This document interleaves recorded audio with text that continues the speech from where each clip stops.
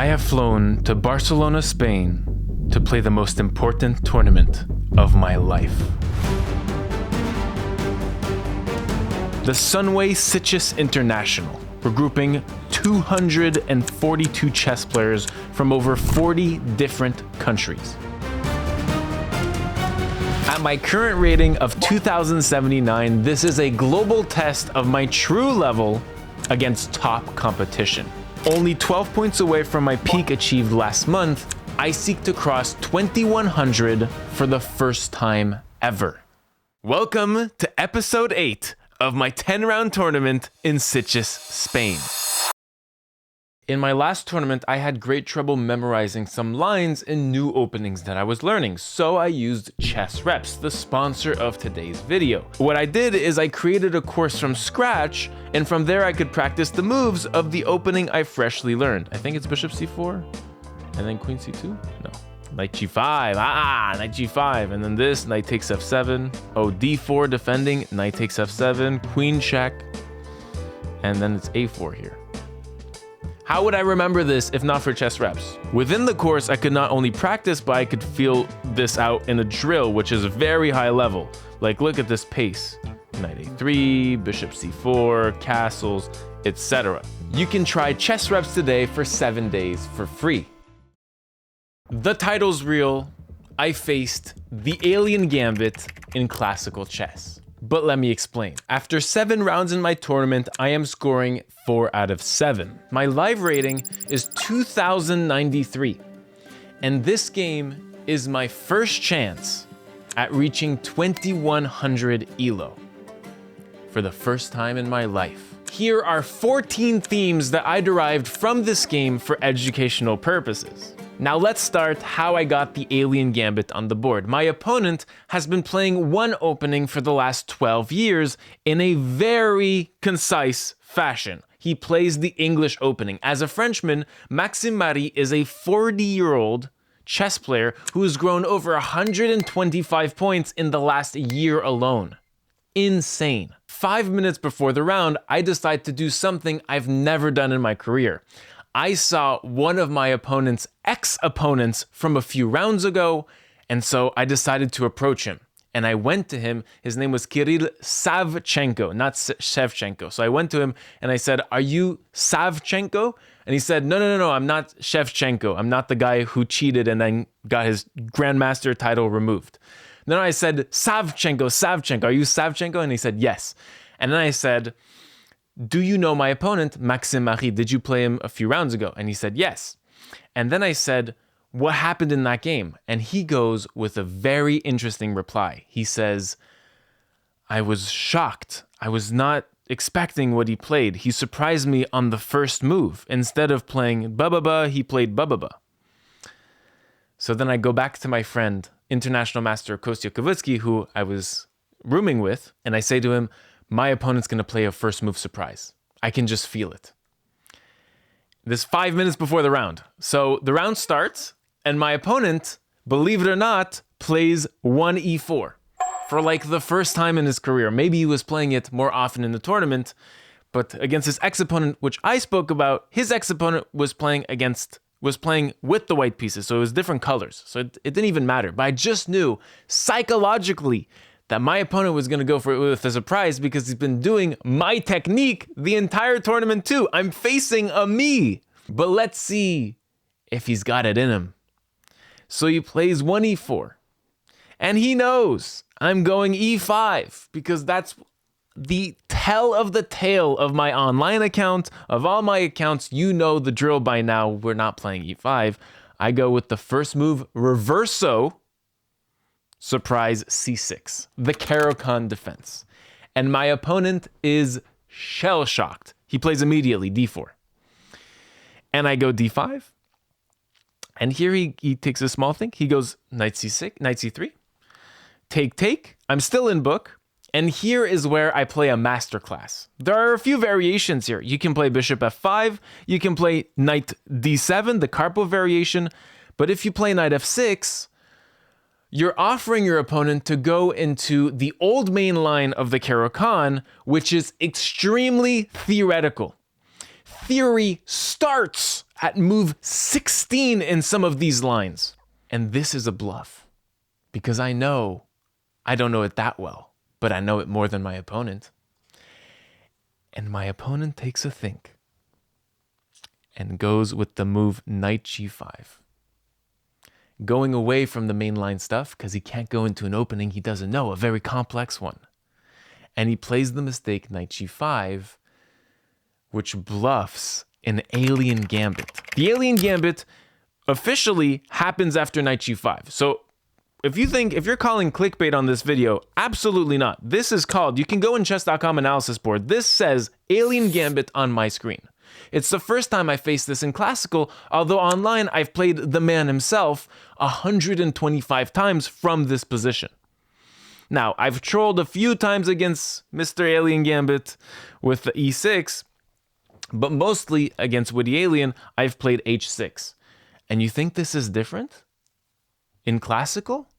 You think I'm going to refuse a -3 position that I know theoretically because I've played the inventor 100 times? This is like bluffing with Einstein, and he was consulting with Tesla.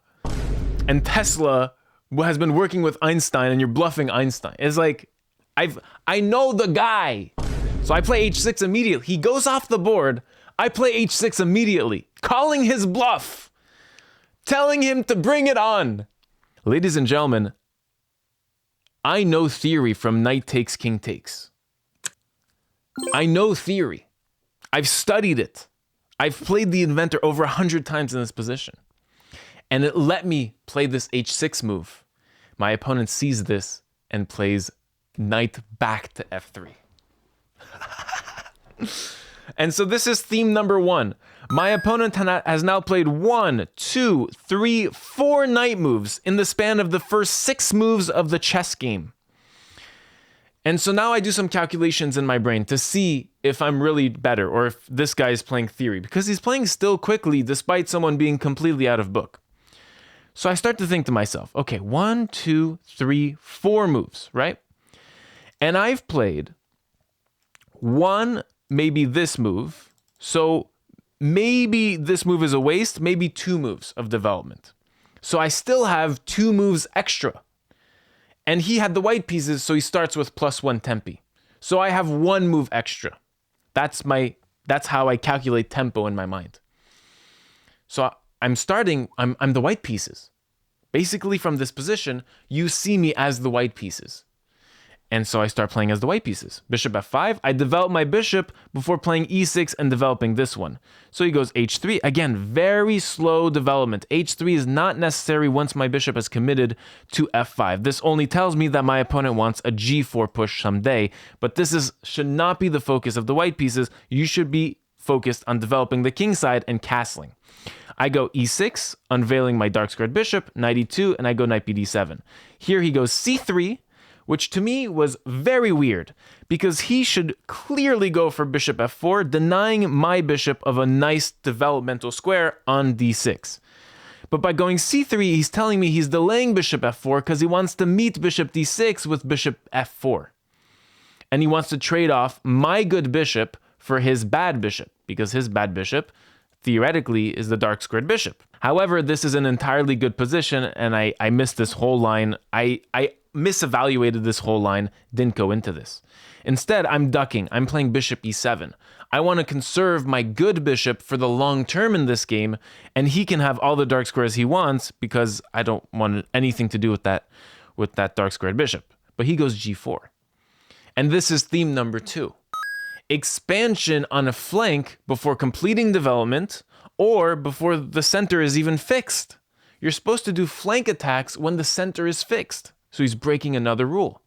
So I go bishop all the way back to h7. I know that theoretically this is supposed to be my bad bishop because it's a light squared bishop, but this bishop is in front of the pawn structure. So it's a fantastic bishop. Adding to that, this bishop is not anywhere near developing to d3, confronting my bishop here, so this bishop is going to be exceptional on these light squares for the long-term future.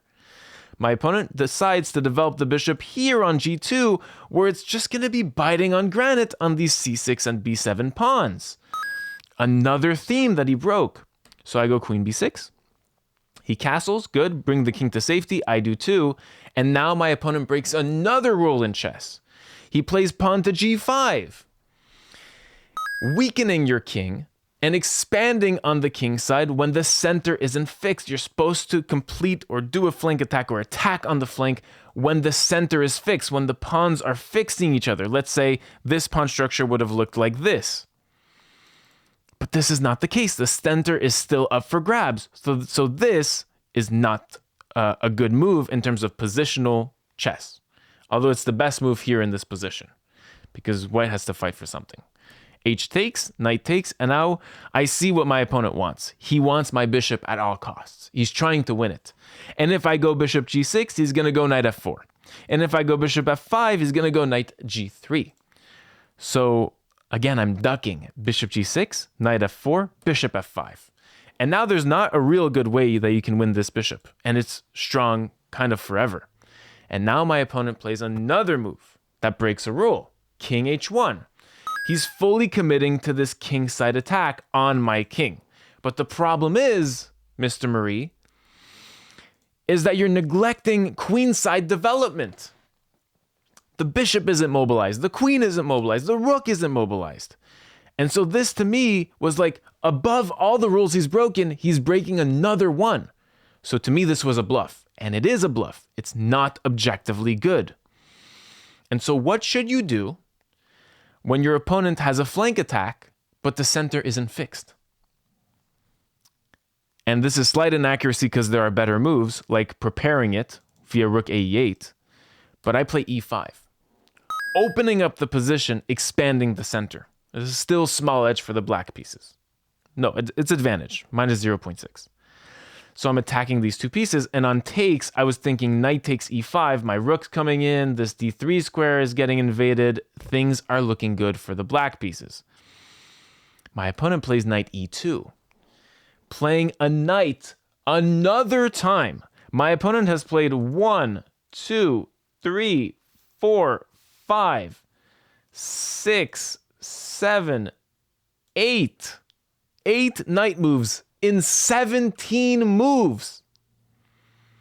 Almost half of the moves played in this entire chess game by the white pieces are knight moves. I've never seen more knight moves in my life. And the going back and forth, knight f3, knight g5, knight f3, dizzying. So here I'm convinced I'm better. I take on d4, and this is a bad move. Here black should keep the tension.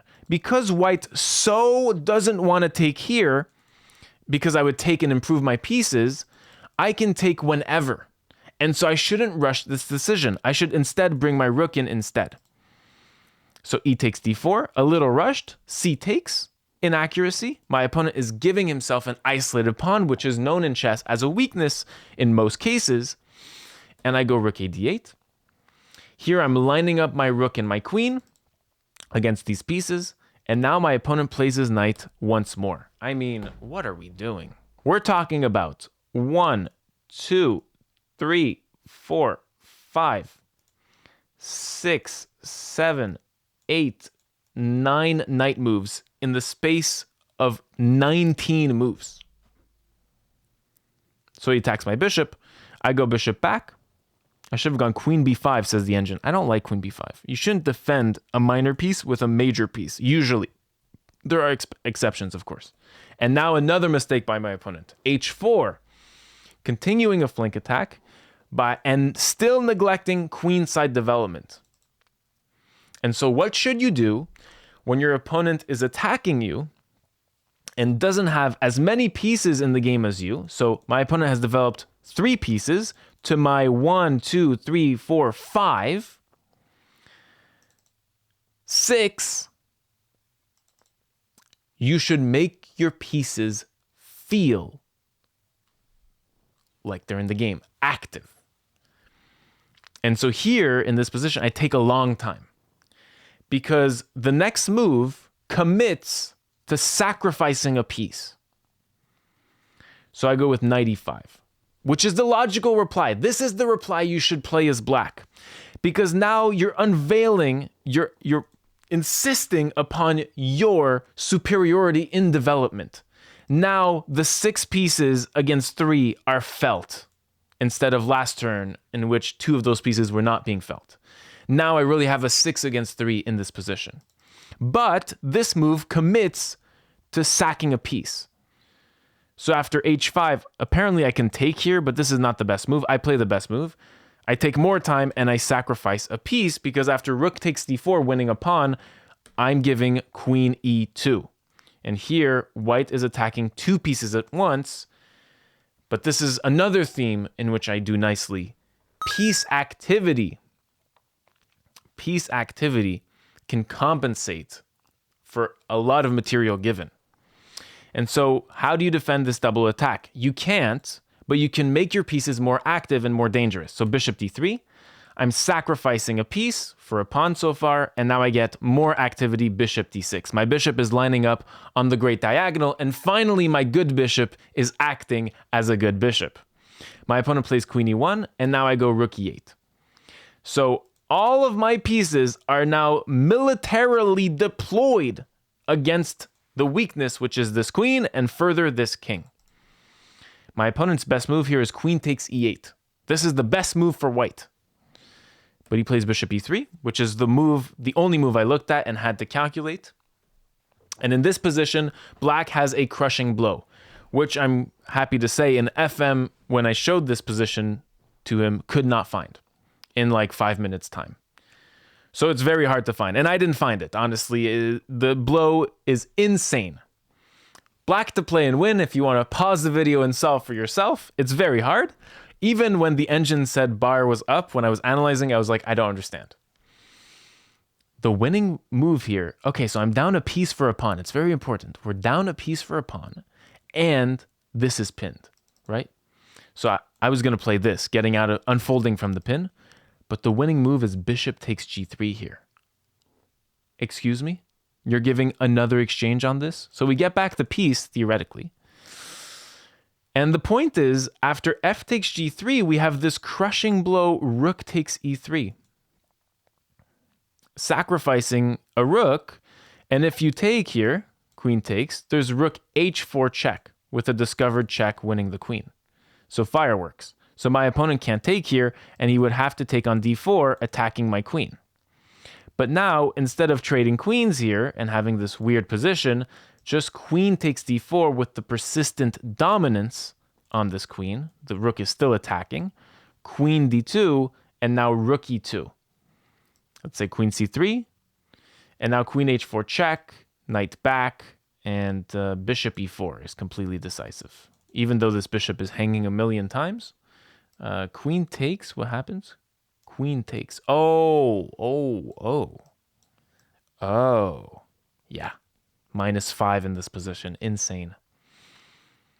So I don't see bishop takes g3. Instead, I'm using purely themes to my advantage. Even though my intuition was like, something's winning. I was looking at everything here. I promise you, I'm trying my absolute best. I go rook h4 check. It's a mistake, but I'm still winning. My opponent blocks. And here I use the concept that piece activity is a form of what we call in chess dynamic compensation for the piece given up. So now I won a second pawn. I have 2 pawns for the piece, but I have activity in the form of all of these pieces that compensate for that piece, for that 1 pawn missing, right? And I'm thinking to myself, at the minimum, I'm going to win back a pawn here and have 3 pawns for the piece, and my opponent has a weak king that adds to my advantage. So -2 advantage is around what I was estimating at this point. And here my opponent can't take it anymore, and he goes for queen c1, a trade of queens. But he misses something very important. And this is another theme in chess, the Shanklin rule. If your opponent offers something or prevents something, why don't you do it anyway? So look within. So in general, I should try to keep the queens on the board because I'm attacking. I have a fully functional attack, and I should be playing maybe queen e5. But here I said, what if I do it anyways? And I looked, and I was sure that my opponent missed this killing move. Queen takes c1. Chilling of a move. Trading queens, and my opponent suddenly can't find a good reply.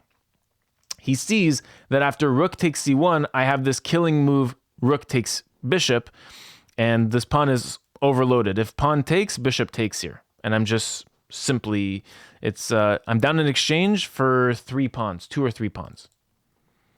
So completely winning. And he sees that after rook takes, I have the same trick. So he has to take with the bishop. But now I have a forced combination liquidating into a winning endgame. Bishop takes f1. So I win back in exchange. So I have a rook and 2 pawns for 2 minor pieces. And now I go rook e1, activating the rook, pinning this bishop to the rook.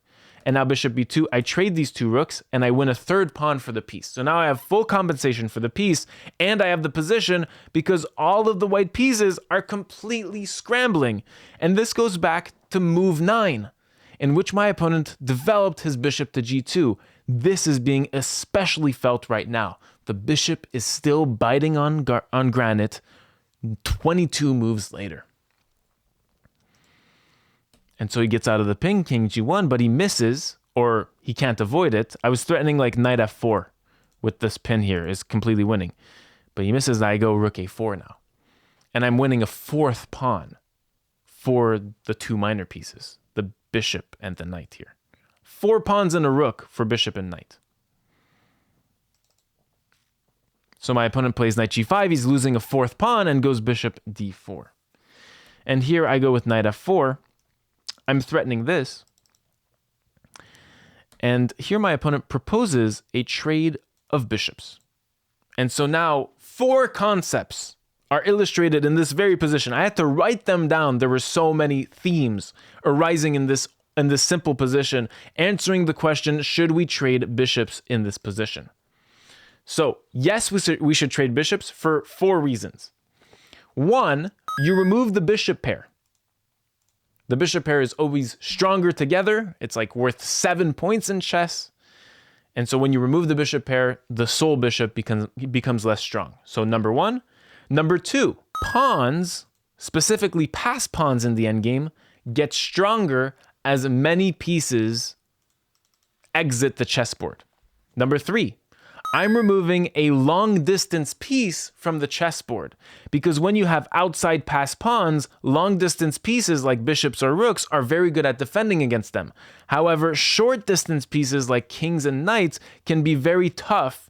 It can be very tough for them to defend an outside pass pawn, like in this position. This king is all the way out in the middle of nowhere. And finally, of course, you need to trade when you're up in material, which is the case here.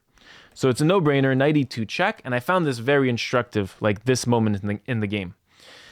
And now I use another concept to my advantage. I was thinking rook b2 to defend this, and this pawn goes up, but no, I have an even better move. b5, in my opinion, is even better. I'm using the fact that this knight can't be kicked. And it's now a centralized knight. The best form of a knight is a knight on one of these 4 squares. And not only is my knight here, it cannot be kicked for the rest of the game. There's no dark squared bishop, there's no queen, there's no rook, there's no pawn to attack this knight. Trades can be proposed, but that's it. And by keeping the knight here, it means that my pawn here on c6 is cemented, which means that this pawn is cemented, which means that this knight doesn't have this c4 square, and combined with this knight being useless to defense, this a pawn is just going to rush through the entire board. It's impossible to stop. My opponent plays knight e3, and now he blunders this pawn, because you see, this pawn was always defended by the king, but once I checked the king was off of f2, and he just blunders this pawn. So now I have 5 pawns for the 2 and a rook for the 2 minor pieces. Knight g4, and here I find the end of the tunnel, and so I just go for it. Rook takes bishop. Now, usually in your games, don't go for things like this. This is just my style. I'm a very concrete player, and I'll go for a win if I see it on the board. Rook takes g2, king takes, and I'm seeing that there's no way a knight can defend against this pawn. I was mapping trails with this knight. I was mapping trails with this knight. I couldn't find anything because this knight is so strong. It's taking up this b3 square, which is the square from, and the c2 square, which are the squares from which a knight would want to go to stop the pawn on a1. But now the knights can't stop a pawn on a1, so they have to stop a pawn on a2, and it's hard to get to a2 in this many moves. This is the closest I went. So this, this, this, and then I saw b4 and I said, this is good enough for a win, right? So my opponent takes on g2, I go a5, and now my opponent goes for a somewhat creative idea, knight e5. And I realized that on this move, he wants to sacrifice a knight for 2 pawns. But I thought this is enough. a4, takes, takes, takes, and now another concept applies. A knight in the endgame proves pretty much useless against a pass pawn, which means this knight is stuck against this a3 square. It's stuck on 2 squares for the rest of the game, whereas I can just play this as a king and pawn endgame. It's that over. I don't even need my knight here. I think without the knight, it's still winning. So I go g5, my opponent goes king up, and now I just proved that I'm just going to run up with the king and queen my pawn, and it's completely over. If the knight ever decides to come this way, I'm just going to go a3, a2, a1, queen. And my opponent resigned, making this game my game in which I crossed the 2100 barrier for the first time in my life. Ladies and gentlemen, this is what we've been waiting for since I started this journey in August 2023. Wow, it's already been 2.5 years.